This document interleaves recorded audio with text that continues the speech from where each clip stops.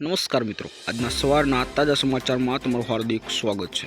ઉત્તર ગુજરાતના ભાગોમાં શિયર ઝોનની અસર છે, તેને કારણે વડોદરા, પંચમહાલ અને છોટા ઉદેપુરમાં આજે પણ અત્યંત ભારે વરસાદની સાથે રેડ એલર્ટ જાહેર કરાયું છે। આ શિયર ઝોનની અસર સૌરાષ્ટ્ર, દક્ષિણ જિલ્લાઓના સહિત સમગ્ર દક્ષિણના તેના ગામડાઓમાં ભારે વરસાદની આગાહી કરવામાં આવી છે।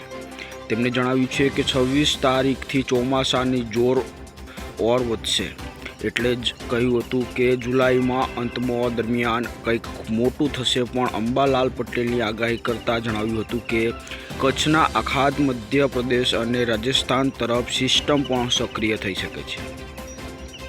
હાલમાં આ વાતને લઈ સૌથી મોટા સમાચાર છે કે વાત એટલા પાટે છે કે વરસાદધરી ઉત્તરાય પૂર્વ તરફ જવાના કારણે ઉત્તર ગુજરાતમાં વરસાદ ઓછો છે। બંગાળના ઉપસાગરમાં વહન સક્રિય થઈ રહ્યું છે, નહીં તો હિન્દ મહાસાગર તરફ થોડો વાદળો જમાવડો થયો છે। પેસિફિકના સાગર વાદળો હાલમાં નહિવત પણ થયા છે।